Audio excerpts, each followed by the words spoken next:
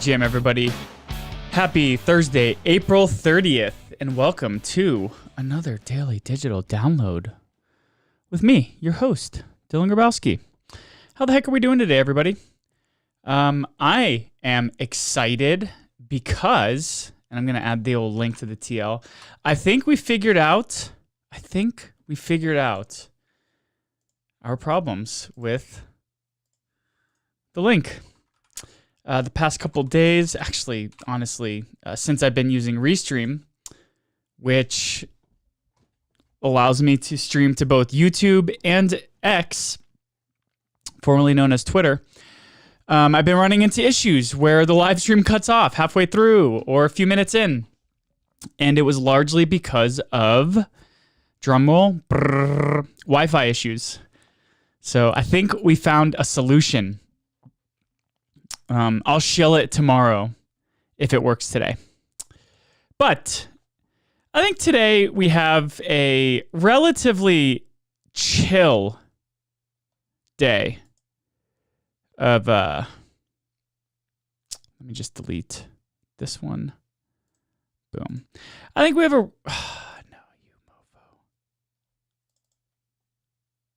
I think we have a relatively chill day of news.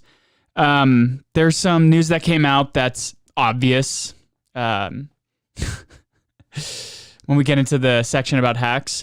We also have a phenomenal, and I think we need to do this more and more throughout the year, is to acknowledge when hacks are thwarted. So we have a really good piece of news about a crypto hack being thwarted, being stopped.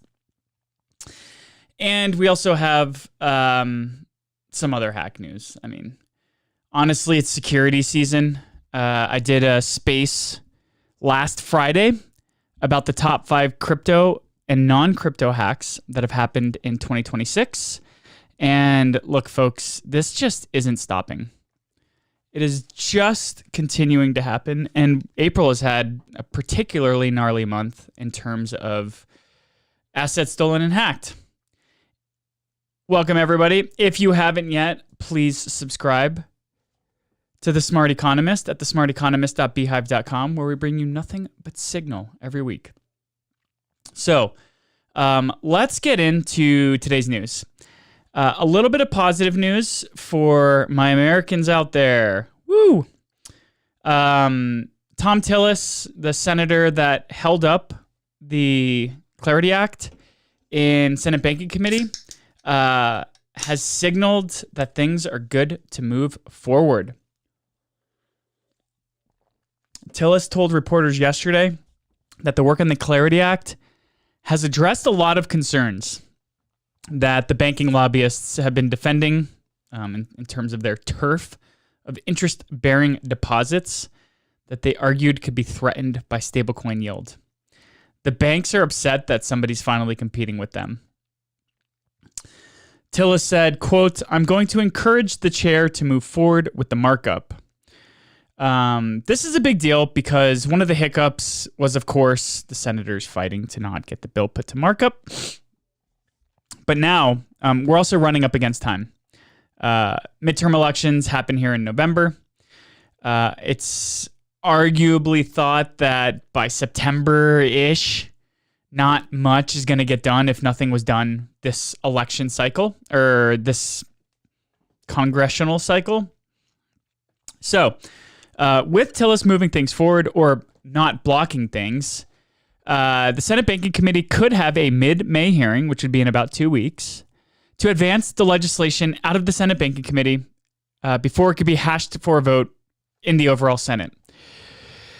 If anything else gets in the way of the Clarity Act leaving the Senate Banking Committee, being reconciled in the Housing and the Ag Committee, and then being delayed even further on the Senate floor, then the 2026 version of the Clarity Act could have a fatalistic ending because there is really little room for flexibility.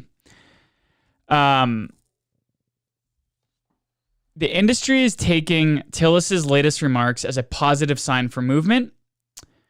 There's more momentum than ever for a markup in May, said Cody Carbone, the CEO of the Digital Chamber, which advocates for crypto policy in DC.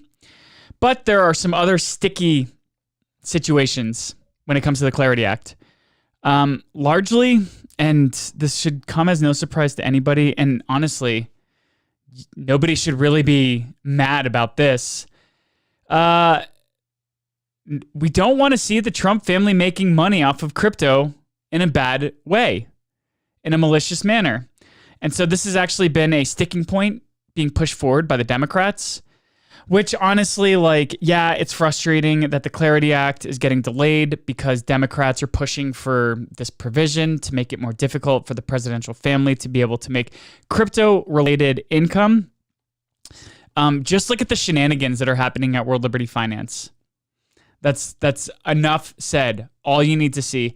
There was news that came out over the past 24 hours about a vote happening in World Liberty Finance. I opted not to include it in this daily digital download, but there's a voting period now for a 2-year lock schedule of WLFI tokens and then a 2-year vesting schedule after that, which disproportionately harms anybody who's not basically a World Liberty Finance insider. It also harms early investors like Justin Sun, who's been pretty vocal about how negative this whole thing is. I don't want to go into it. World Liberty Finance token is still going down and to the right. The World Liberty Finance team just took out a massive loan on Dolomite, a borrow and lend platform, for $70 million using the WLFI token as collateral. We've spoken about this a bunch. The advisor for World Liberty Finance is one of the founders of Dolomite. So there's just all these weird sort of incestuous plays. And quite frankly, if we're reading between the lines, just insider information and insider activities that are happening. And it's obvious that World Liberty Finance took out a massive loan that shouldn't have accepted World Liberty Finance token as the collateral because it's highly illiquid. It's only down and to the right. And who in their right mind would allow for a $70 million loan? Some shenanigans. Anyways, this is the reason why Democrats are saying that they don't want the Trump family to be able to make money in the crypto space. Because they're doing shady things right in front of our eyes, let alone what else they're doing that we don't see. So, yeah, understandable. It's frustrating that the Democrats are pushing this. I don't even want to call it like a left versus right thing. It's just frustrating that this is a sticking point in a bill because crypto became bipartisan again. It should have never been bipartisan. Everybody should be pro-crypto. It should have just been the age gap.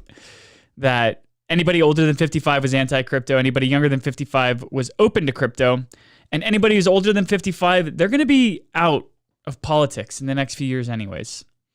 Unless they're like Pelosi or Mitch McConnell or Trump or Biden.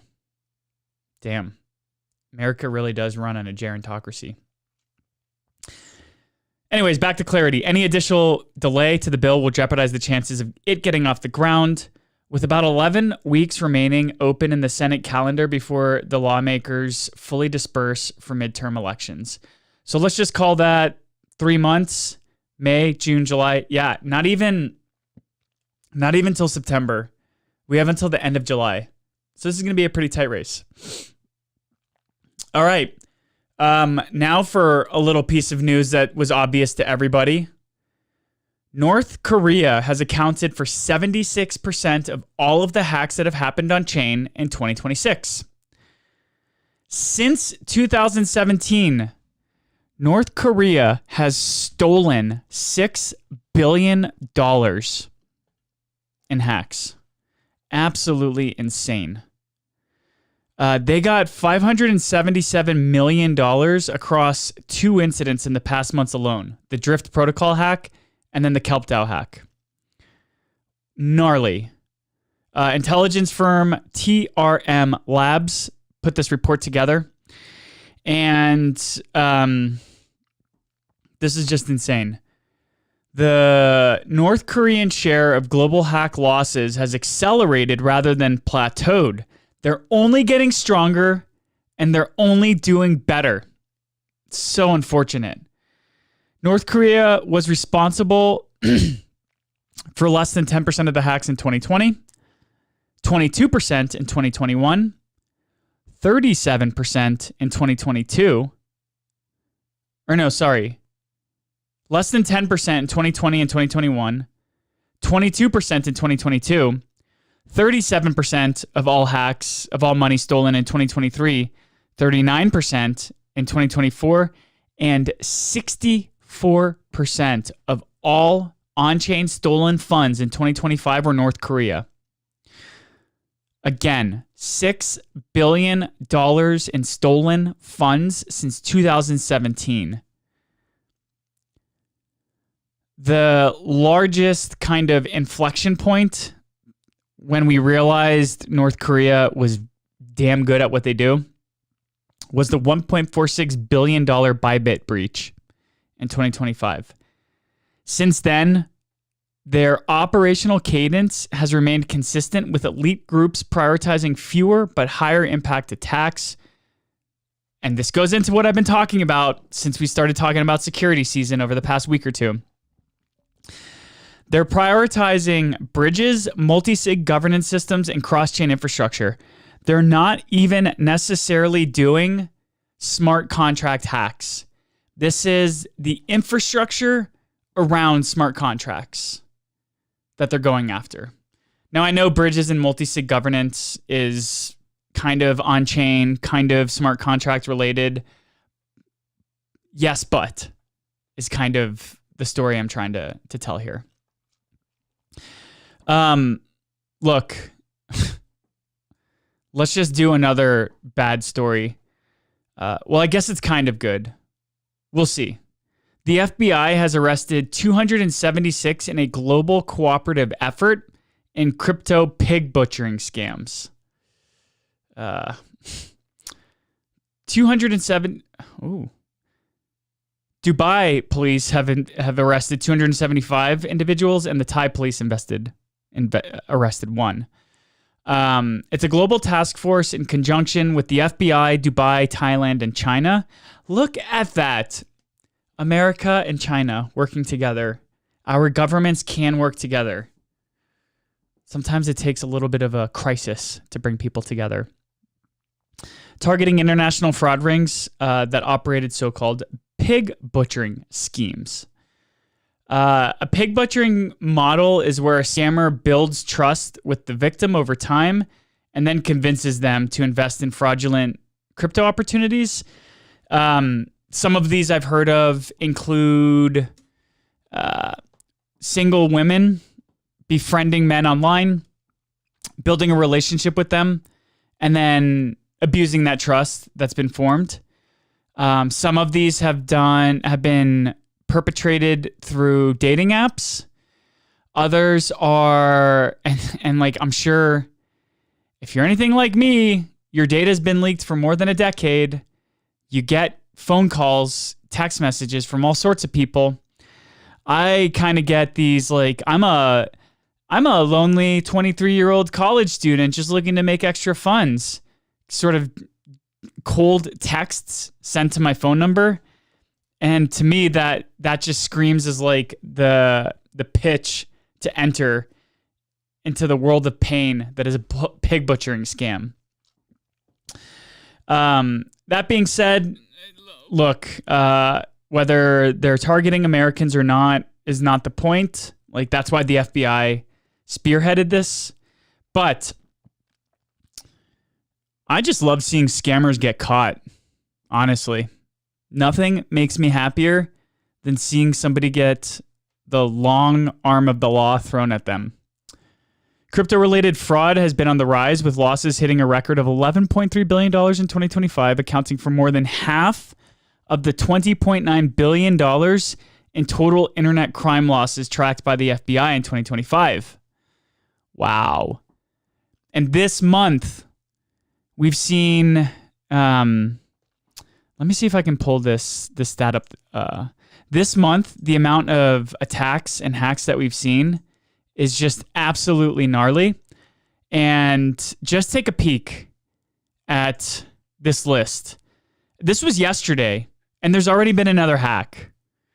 So on April 29th, there was 25 protocols hacked in 30 days, amounting to a loss of $624 million. Of course, KelpDAO and Drift were the large portion of that.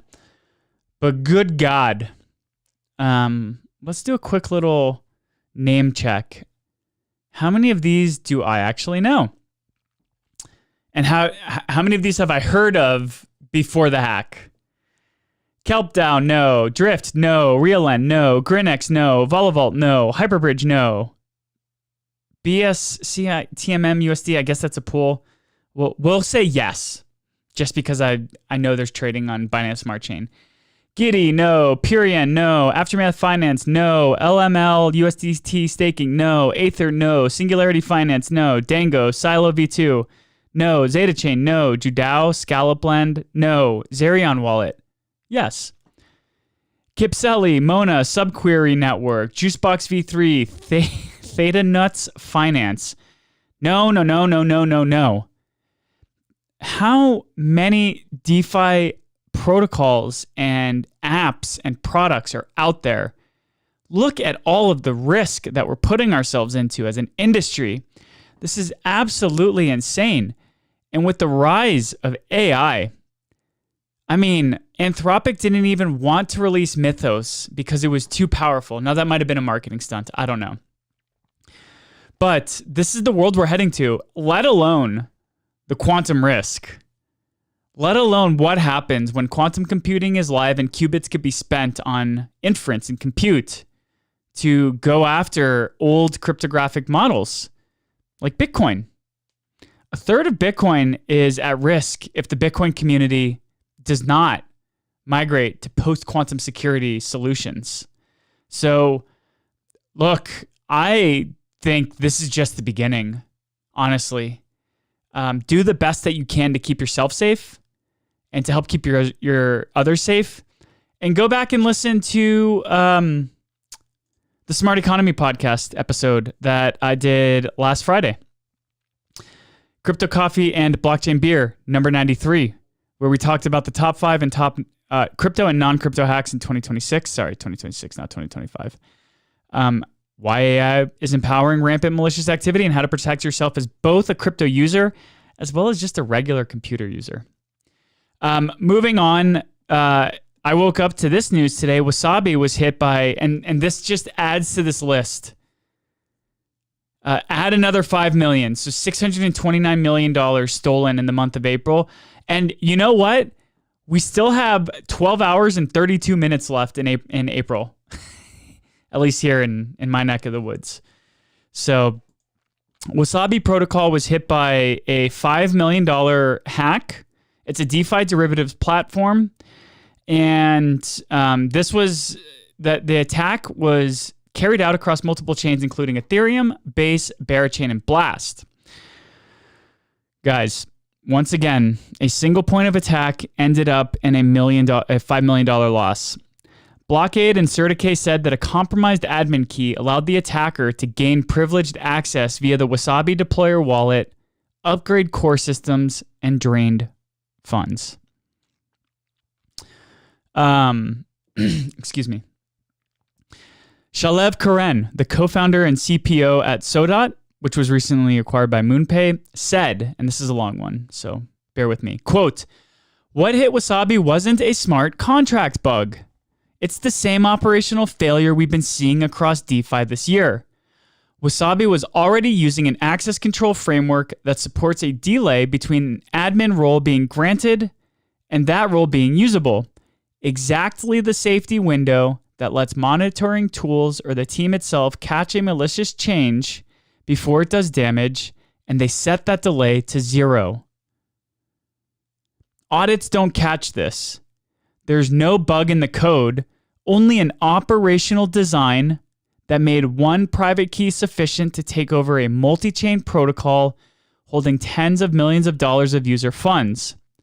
A single point of failure like that anywhere in the chain that signs, deploys, or upgrades a DeFi protocol is no longer a defensible architecture in 2026. End quote. Look, this is part of the quote again, and I'm going to continue to be pounding the table during security season. This wasn't a smart contract failure. An audit didn't catch this. It was it was tooling.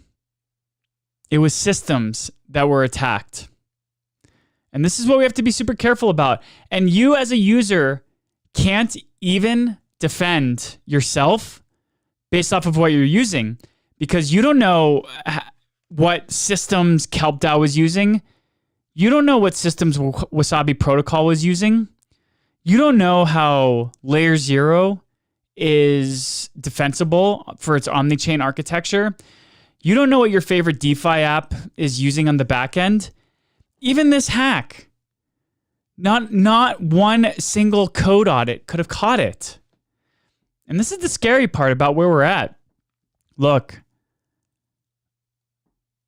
I am going to go on a limb and give financial advice right now. If you're trying to earn yield on your assets that can be staked, just go stake them. At least the core protocol is as safe as anything can be in the wild west of cryptocurrency and blockchain. When we start trying to squeeze out extra yield on DeFi platforms, on liquidity pools, on re-wrapped, re-staked, looped tokens, that's when you just start adding more and more points of failure to your current system, and you start making it possible for the scope in which you can keep yourself secure get so large that you can't even manage to follow along with all of the security protocols that you need to. How the heck was somebody donating, or not donating, how the heck was somebody using Wasabi Protocol to know that there was a single point of failure?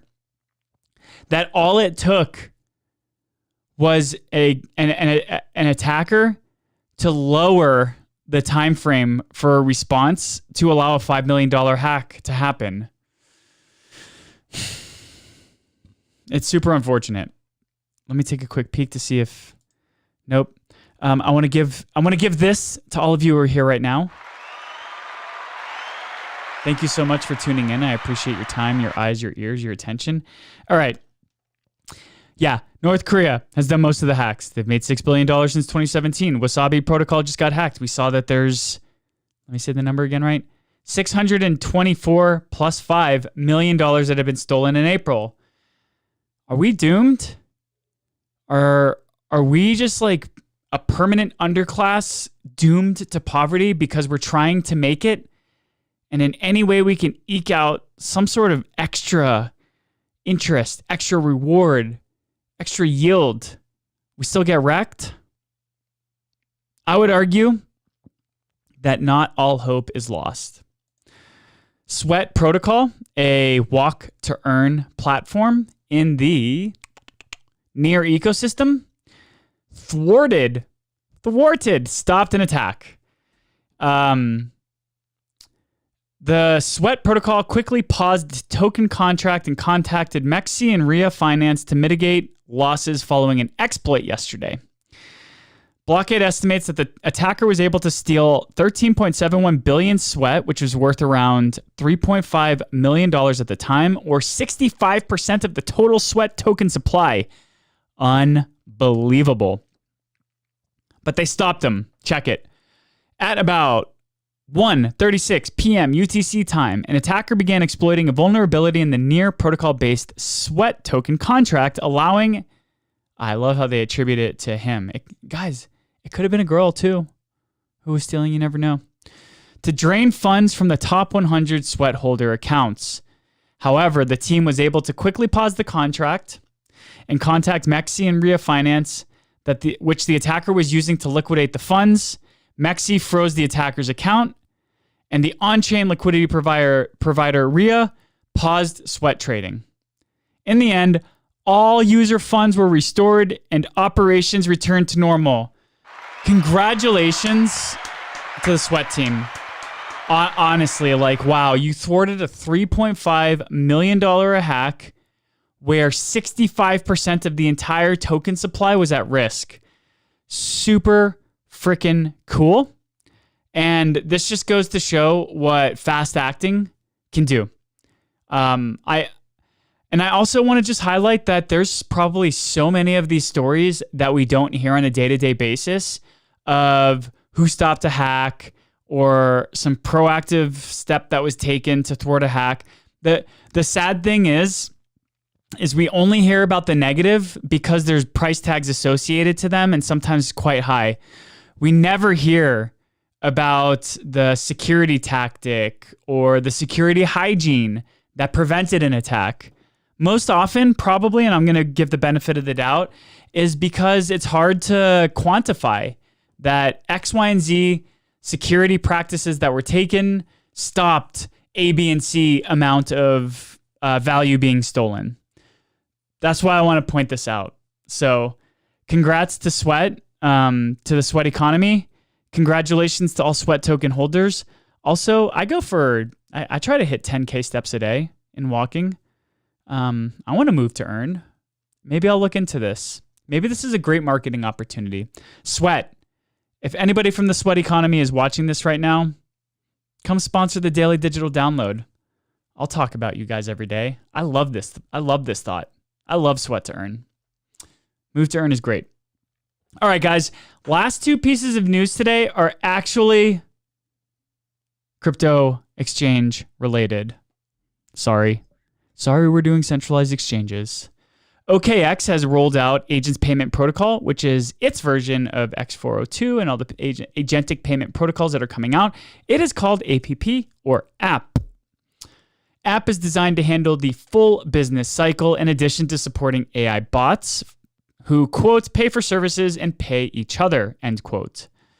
OKX said, quote, in the past few months, AI agents moved from answering questions to running workflows, managing business processes, and acting autonomously on behalf of users.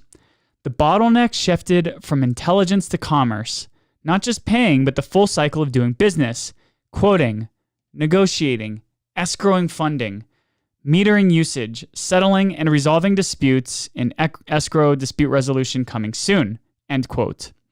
Existing agentic payment solutions handle none of this, and therefore App is an open standard designed to work across every chain, with the blog post announcing App, the launch of, specifying Solana and Ethereum. However, App is also integrated into the self-custodial TEE, Trusted Execution Environment, secured OKX agentic wallet, which supports over 20 chains. App is going to roll out escrow functionality so that funds can soon be released only upon the delivery of a good or a service, and it will also have a feature built in called dispute resolution. This is building on OKX's repertoire of agentic solutions, including on-chain OS, agentic wallet, agent trade kit, and of course X402 support. At the chain level, OKX reportedly collaborated with Base, the Ethereum Foundation, Solana, Sui, Aptos, Optimism, and others. Congrats to OKX for getting into the agentic payments solutions arena and realm. I continue to believe that there will be more agentic wallets than there will be human wallets, probably within the next 3 to 5 years. Maybe even sooner. In fact, highly likely sooner. We haven't even begun to see mainstream adoption of agentic solutions, AI agents. And lastly, I just wanted to take a moment to kind of point out that the exchanges here in the US are trying to become super app exchanges. They want to be able to enable more than just spot trading of tokens, but also offer access to other equities and commodities, And Gemini has secured the Derivative Clearinghouse Organization license as it works towards a full CFTC stack. Now, Gemini can expand its offerings to non-spot trading operations. Cameron Winklevoss, the president and co-founder of Gemini, said, quote, "Today marks a major milestone in Gemini's marketplace expansion. In addition to our crypto spot marketplace, Gemini now has a full stack end-to-end marketplace for predictions as well as futures, options, and more." End quote. Coinbase and Kraken are also moving towards a CFTC full stack where they can provide trading much like spot as well as futures, options, market. Frick. Why can't I think of the word? Market, future, betting markets. Sorry, guys. I ran out of coffee. So yeah, look, this is just a move here in the US for major exchanges to move beyond just crypto trading. As a derivatives clearing organization, Gemini's Olympus unit can act as a clearinghouse to handle settlement, risk management, collateral, and guarantee trades on the Titan platform, which means that Gemini will not have to rely on a third party and could potentially lower fees by managing all of these processes in-house. Only a few firms have both DCM, which is Designated Contract Market, and Designated Clearing Organization licenses in-house, including Bitnomial and Crypto.com. Again, this is a growing trend here in the US. Kraken's parent company Payward announced earlier this month that it bought Bitnomial, which was the first crypto native company to hold the full CFTC stack to operate as a designated contract market, derivatives clearing organization, and a futures commission merchant. Coinbase is also working to acquire the clearing company, which would give the firm a derivatives clearing organization license. So, folks, with all that said, look, it's security season, it's crime season that's happening right now in blockchain and crypto. You must keep yourself safe. This is just where we're at in terms of things, and it's such a super interesting place to be in going into May of 2026 here in the blockchain space. We have absolute retail sentiment in the dumps. Crypto Twitter is pivoting to AI or being negative.